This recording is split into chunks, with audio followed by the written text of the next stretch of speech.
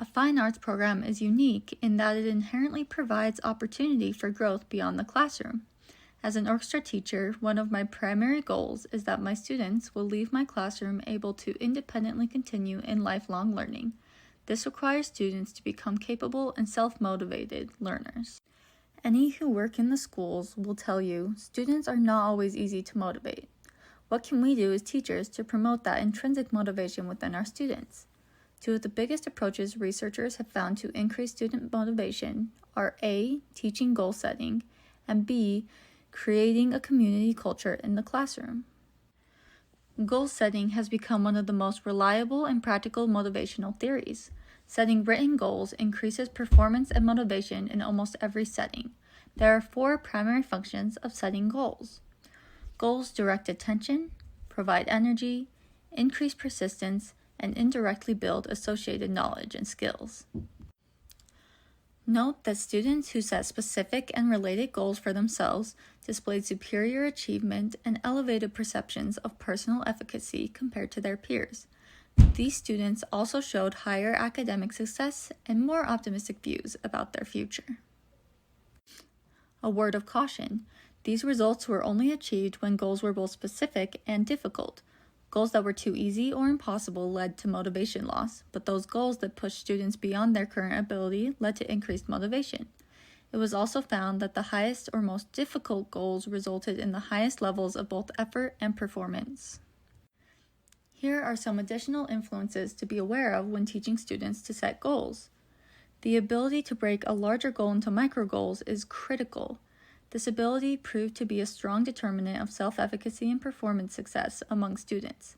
They need to be taught to problem solve by breaking daunting goals into smaller chunks.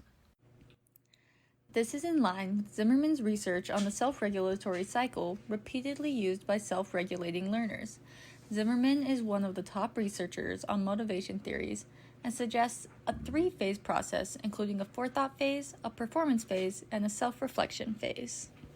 The forethought phase is where the setting of microgoals occurs. During this phase, students must analyze the task through goal setting and strategic planning. They must also incorporate self-motivation beliefs during this time, such as self-efficacy and recognizing the value of accomplishing the end goal.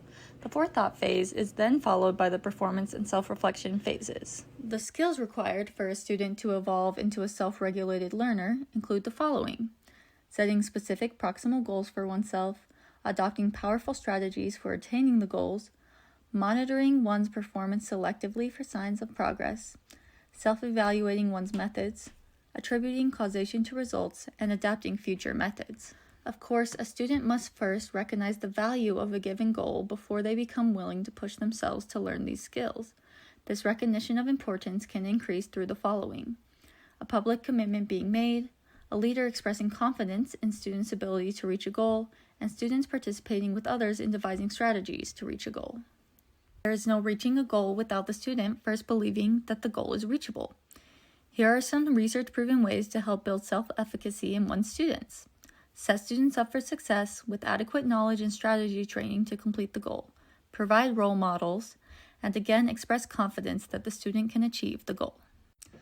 Another aspect to consider is how frequently feedback is given to students as they work towards a goal. Researchers have proven that goals are more likely to be achieved when paired with frequent feedback than if a goal were just given alone. This feedback can be provided through self-evaluation, teachers, or others. Researcher Greg Fant offered 3 fundamentals for developing intrinsic motivation. A, both teacher and student believe a goal can be reached. B, goals are communicated clearly to learners. And C, students feel as though the teacher cares about them.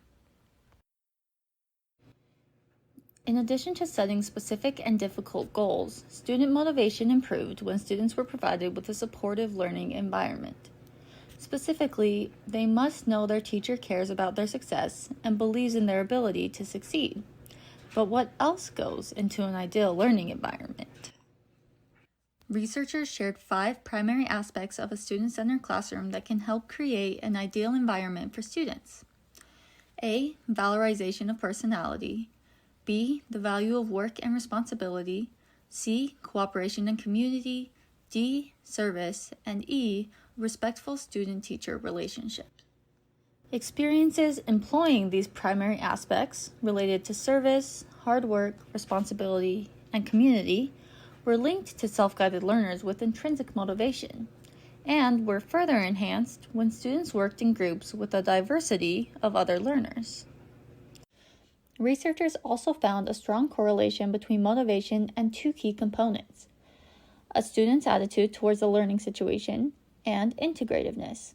In other words, students' positive attitudes towards the teacher and class they were in, and students' willingness to fully integrate into the culture of musicianship were consistent predictors of higher motivation.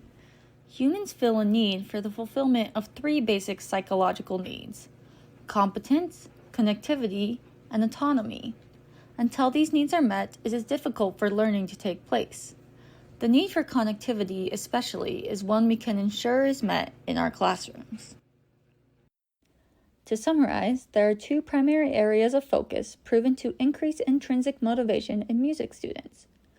1. Setting specific yet difficult goals. And 2. Building a supportive classroom community. Both can lead to the development of lifelong learners in and out of the classroom. Thank you for your time and consideration today. For further information on motivational theories, visit the references below. Please note that all photo credits for this presentation go to canva.com.